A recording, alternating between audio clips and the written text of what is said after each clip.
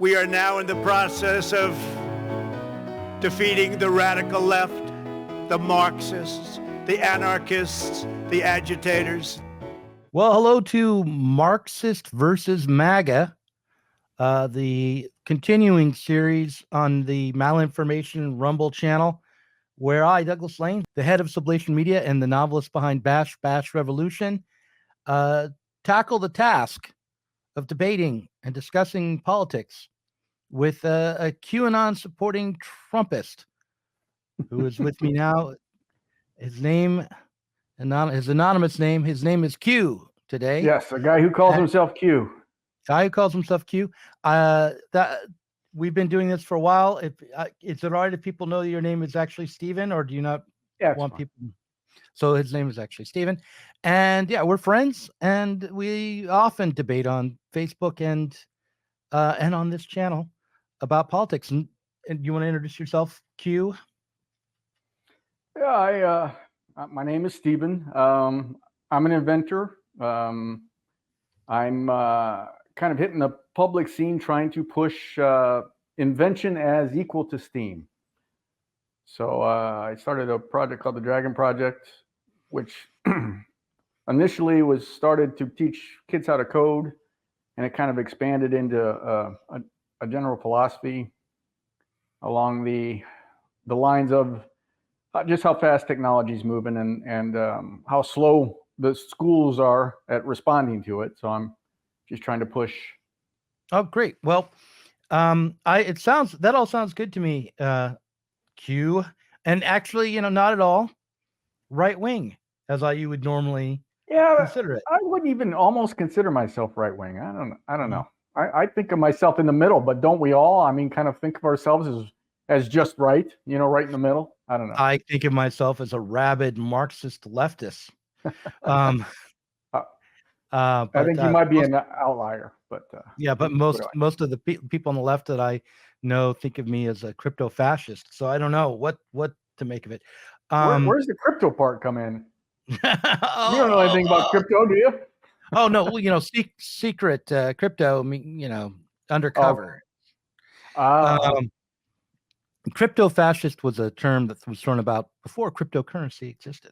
Okay, but I'm not a crypto fascist. I'm a struggling Marxist, meaning I'm struggling to be a good Marxist. And I wanted to tackle this BitChute video that I found at your advice in a way, although I kind of found it on my own. You were telling me I needed to look into the border invasion that's happening in Texas and look into the fact that the Biden administration, along with the UN, the Biden, of course, from your point of view, is merely a tool of the globalists, and the UN is one of the institutions they use to enact their globalist agenda. So I needed to look into the border invasion, and so I found this video called the Bound Report. I guess Bound is a reporter that works for Infowars. I wanted to walk through some of the allegations. I wanted to, first of all, take issue with the title. The Border Invasion Verified, it says. Now, if we're going to say, is there a massive crisis along the border with many, many migrants coming into the country, no one would question that. That's not doesn't need to be verified. Okay. That's a start. Yeah.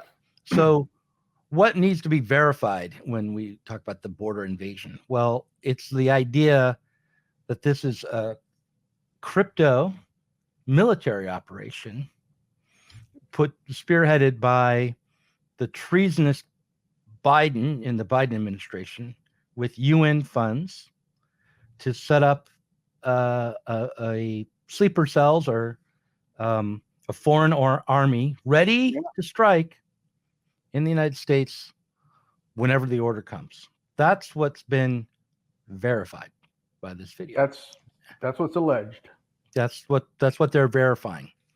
So what is the evidence that they have? Well, the first bit of evidence they have is this letter that was to Congress that was talking about the security risks involved in the current immigration laws and the lack of security along the border. So that's to begin with.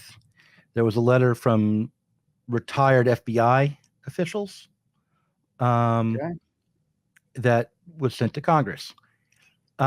If you watch the video and just passively and just kind of go along with it, I think, and I had this impression anyway, will believe that this letter was given to Congress as a formal assessment from the FBI. Okay, that in other words, the military and the security apparatus itself currently believes that this is a massive security risk and is reporting in on findings. All right, Okay. That's what you would be led to believe. But if you look into the letter, these are retired FBI officials working through the right-wing think tank, the Heritage Foundation, and they are expressing kind of potential risks that they could see arising from the lack of security at the border, and putting it into, they're speculating about potential risks. That doesn't mean that there aren't those risks. It's just that it isn't, it's not like sometimes you'll read reports like, 52 intelligence agencies have said that Osama bin Laden is planning an attack on the United States. Like they have spies out in the field gathering intelligence, and then they give an intelligence report. Or attacks on Biden that smell like Russian disinformation, right? Well, you might get that too, and you can't trust those intelligence reports even, right? They're not always accurate, but this was not even claiming to be giving any kind of objective report about the real life on the ground situation.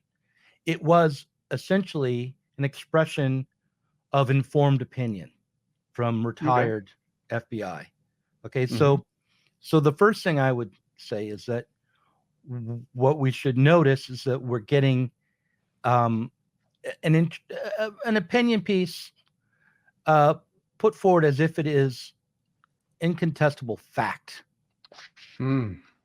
Okay, so it's as if I said it's a fact that lowering interest rates won't or raising the interest rates won't create inflation, because look, I have this evaluation from Paul Krugman who says that it won't. That's his official. He's an economist, and that's his official opinion. Well, Paul Krugman writes opinion columns as a columnist for the New York Times, and while he might make arguments that would say this or that, like increasing interest rates won't create inflation, that doesn't mean it's incontestable fact. It just means there's an opinion. You'd have to evaluate what the arguments are from Krugman, and in this case, you'd have to say, okay, to what degree is does the current policy in Texas really represent the level of threat that these Heritage Foundation former FBI officials say it does? So and I think that's worth debating. I don't actually have the full scope of the argument in front of me, but I just want to point out that the first fact isn't a fact, but an interpretation and an opinion put forward by a political group, which is trying to influence politics. Okay, fair enough. Okay. Yeah. So that's my starting point. So then what's the next piece? They then go on to say the UN is funding this invasion. Okay, so we've jumped from a Heritage Foundation letter, which is warning the Congress that the current policies on the border include the risk of allowing Chinese, Arab, and other malicious actors into the country, and is a military or security risk. We've gone from that to the UN is purposely funding the people that may be let in, in order to invade the United States. Okay, well, wait a minute. The UN is funding efforts to support refugees and migrants and provide humanitarian aid and money to those people. Sure. But so that could be completely innocent, right? They're just. I'm not saying it's innocent or guilty, because in fact, it's not going to be that simple. It is not simply either something they're doing out of the goodness of their heart and in an innocent way, nor is it necessarily directly malicious, but really has to be thought of and interpreted and argued over, because no matter what their intents are, they could be accidentally funding people who do aim to do something like commit an act of terrorism in the country, right? And they could know that even. So let me give you an example of what I'm talking about. I interviewed Jacob Siegel, who's a former vet from, he is a vet from Afghanistan and Iraq. He was in both those wars. He's a former military intelligence, Army intelligence, I believe. He is a journalist, and he writes for Tablet magazine. He's living in Israel now, an expat there. And Tablet magazine is a conservative Jewish publication. Okay. So I interviewed him about the Israeli-Palestinian conflict. And he wrote a great piece that everyone should read called A Guide to Understanding the Hoax of the Century, which was a big expose and explanation of how the war on disinformation is a part of an attempt by the progressive left bureaucracy in the United States to overturn the constitutional order. All right. So this is a guy who isn't necessarily just straight ahead Trumpist conservative, but who, like me, shares concerns about the loss of civil liberties in America, and is looking at all the information he's getting from journalists like Matt Taibbi, Michael Schellenberger, Barry Weiss, and others, and seeing and putting the piece together and speculating and making an argument that it's emerging from the pattern that he's seeing. Right. So, but what he was telling me about the Israeli-Palestinian conflict was that the U.S. bureaucratic state funds all sides of the conflict. That Hamas has been funded by the UN and by the U.S. state and by Israel and by Iran, and that the funding takes different forms. So a lot of the funding that Hamas used to arm itself and prepare for the October 7th attacks, say, came in the form of international aid. Okay. Right. So, and it was known when that international aid was given that it could potentially become a threat to the Israeli state, because when you give aid to a terrorist organization like Hamas, or to the people in Gaza who are governed by that terrorist political party, there's a risk and even a likelihood that some of the aid money and supplies that you're providing will be turned into weapons against the Israeli state. So, on the other hand, it was thought to be worth the risk for a variety of reasons, not just humanitarian ones, but also because by maintaining livable conditions in Gaza under the Iron Dome, while working for normalization in the region, there was a potential advantage to the United States, so that they could have these client states operate and trade together in relative peace, and they could secure U.S. power in the region without having to commit military might to maintain control. So the idea is you use all these different kinds of instruments to maintain a kind of an order in the region. So when it comes to the UN, you know, they look at the refugee crisis, which is being brought on by inequities in the world system, massive wars, even environmental catastrophes. And they say, well, what do we do to maintain order? What do we have to do to maintain a livable, passable result? And one of those things is, you know, provide at least some camps and food and water and money to the people who are fleeing for whatever reason, right? So, and knowing full well that one of the possible results of doing that will be to increase the risk of a future terrorist attack, even. So, like the you know, it's just sort of a probability game, and you try to, and the trick is when you are a global hegemon, is to have your fingers in enough pie that if something goes wrong over here, you have this over there to counter it. That's why CIA will fund both sides of the conflict, right? Because no matter who wins, they win in that circumstance. So well, they win because they charge interest to both sides too.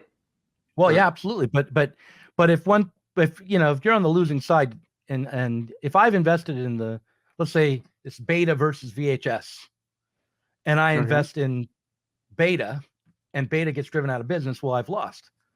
But if I invest in Beta and VHS, even though they're in competition with each other, it doesn't matter to me who wins, because when whoever wins will have market dominance and I'll make a lot of money. I'm just, you know, hedging my bets, right? So that's what they do. They're always hedging their bets. So, so this UN funding of the refugees, which may represent a security threat, and let's even say likely does, is not evidence of an intentional plan to set up the invasion of the United States by any particular terrorist organization, and none is named, and no particular organization is or country is blamed, because the threats are coming from all over the place. That it could be Russian, could be Chinese, could be Iranian, maybe all three working together. Maybe, you know, who knows, some wild nut, maybe the Mexican drug cartel. There's so many different possible actors who are going to threaten the U.S. order that you don't even have to say who it is. You can sort of throw a rock and you'll land on some, you know, actor with malign intent out there in the world. It's a jungle out there. So that all of that doesn't. So the fact that there are people who are threatening U.S. security, and the UN is funding groups that could include them, does not mean that we have evidence of a UN plot to specifically set up a terrorist attack in the United States. Okay, so yeah. Now I'll stop and let you respond to all of that. Well, I guess I'm not really thinking this is a terrorist attack. This is the WF. This is almost more, I mean, it's not states, because the WF and the elites aren't states, but it goes back to the whole idea of the government basically declaring war on its own people. So that's what that's what's alleged to be happening, that I kind of fear. You know, I want to reiterate how I like to be skeptical, and I don't want to jump to conclusions, but you talk about evidence. There is a lot. We can get back to the Supreme Court, who just ruled. I mean, the idea that we live in a republic that's where states are supposed to have so much power. The federal government has responsibilities to the states, but you have now the Supreme Court ruling that a state can't protect its borders, that the government's failing to do. That they're ordering that this razor wire actually get taken down. So the government's job is to protect the border. There doesn't seem to be much debate that the border is out of control. The razor wire would represent a means of stemming that crisis, keeping people from coming in. And you have the federal government fighting against that. Right. So this whole idea that... So okay, go ahead. Keep going. Yeah. I talked for a long time. That if the government wants open borders, they're going to do things to open the borders, but they're not necessarily going to say, oh, well, we're opening the borders. They're going to make it sound like, oh, yeah, we have this under control, which is exactly what's happening. You know, you have Mayorkas getting impeached or whatever's going on with that because of treason and the open borders.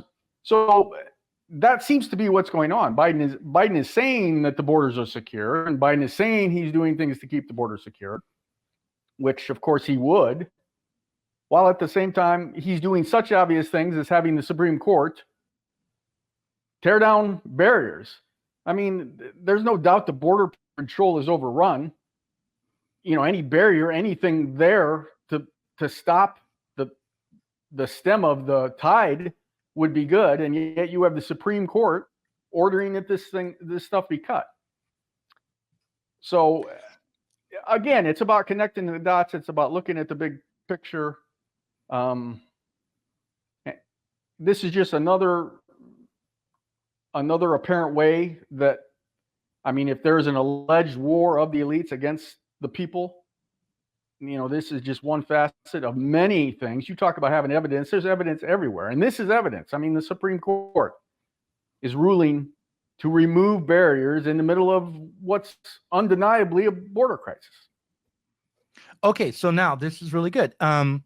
So I don't know all the details about the Biden administration's argument against the use of razor wire at the border. But what Biden has apparently said is that the razor wire is actually obstructing border control agents from adequately and efficiently policing the border, that it gets in the way of their attempts to control the border. That may or may not be true, right? I don't know. But the Supreme Court decision wasn't about the razor wire itself. It was about who has the authority to decide what the federal policy will be at the border. Is it the state of Texas or is it the federal government? And using the that is what the Supreme, that is, I think, pretty close to a fact, that the Supreme Court was ruling on which agency or which part of the government, or which government really, has the authority to decide the law and enforce the law along the national border. Is it the state of Texas, or is it the federal government? Well, and that was wait, hold on. Wait, that was a question. No, you can question it, but that's actually, I mean, most of the time I'm not going to say that's a fact, but if you read the actual Supreme Court decision, that's what was being argued. The Supreme Court's there to judge the constitutionality of laws and cases, right? So they use the Constitution ostensibly, yeah. They're certainly not doing that.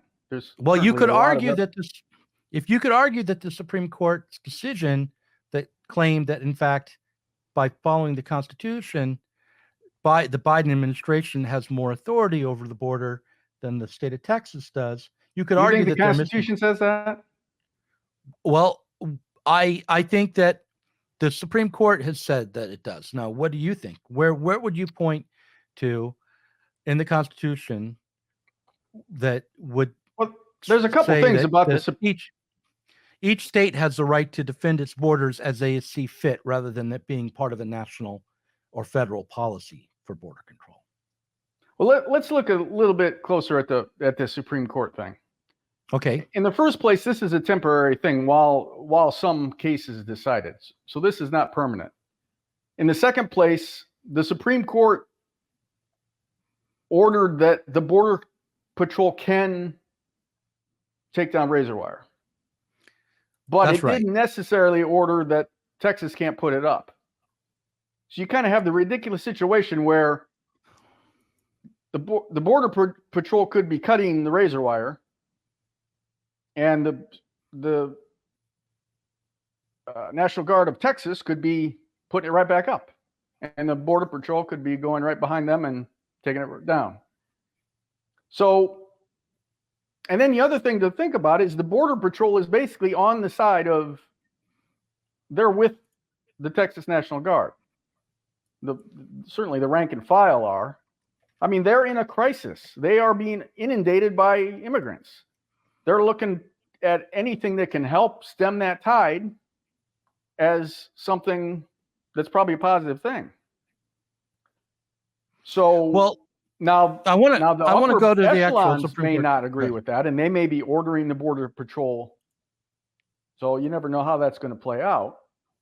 And you're casting doubt on that maybe the razor wire is actually hindering. Maybe it's a problem somehow. That's a possibility. So maybe the Border Patrol. So I mean, that's what Biden is saying. I'm not saying it is. I'm just saying that the justification that Biden gave was twofold. One, that the razor wire was not really restricting access to the country. It was not doing its job well, and so it wasn't hindering the arrival of illegal immigrants, and also it was impeding the border control agents from easily operating and fulfilling their duties on the job. So that was the reason he gave. buy that, but I guess it's possible. Well, that is the argument he gave. So I mean, it's worthwhile to know. But this maybe gets us to the more important part, which is who has the authority here under the Constitution. I don't think anybody who knows the Constitution at all is going to say that the federal government, under the republic system that we have, has the right to stop Texas from protecting its own borders. I mean, we could assert that the federal government has the responsibility to protect the borders of the United States, and they're not doing that. But the constitutional system is set up to maintain power in the states.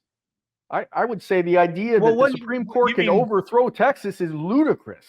What border do you think that a state has the right to defend with force?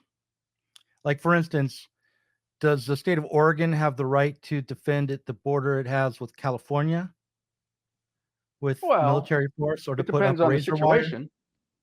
I mean, I think that there are federal laws that regulate the exchange between states, and which, we all are living in one country. So, like, as a Oregonian, I should not be stopped at the border between Oregon and California. In theory, if the Biden administration is trying to bus immigrants that came in through the Mexican border into Oregon presumably would have the right to stop those buses from coming in. Okay, so if we feel that the buses filled with people who've broken Oregon law, right, we would have the right to enforce Oregon law. But also, sure that matters. They broke federal law by coming in the first place. So they're illegals. They're not supposed to be. So, well, now we're talking, but what we're talking about is whose authority and who has the authority to protect the border, not who has the responsibility and the authority to enforce laws within a state, but who has the right to protect the border. And I, frankly, I don't know. The Supreme Court has decided that it is the responsibility of the federal government, and that the federal government has the authority to set the policies on the border. And exactly. And that's the problem. If you turn it around, that is clearly ludicrous. That is clearly ludicrous. And the fact that they have done that is the glowing, clear evidence that you need that we have a serious problem going on. If the president the next president, who I think will be Trump, decided to build a border wall all along the border between the United States and Mexico, Okay. would the state of Texas have the right to tell him, no, we refuse to allow you to build that border law? We want to be a sanctuary state? Well,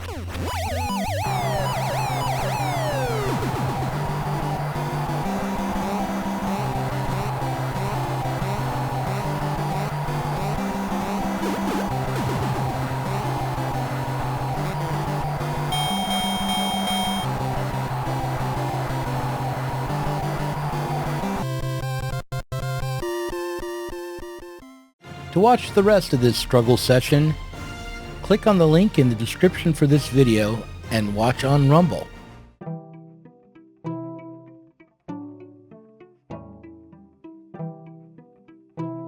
If you enjoyed this conversation, please do consider supporting us on Patreon.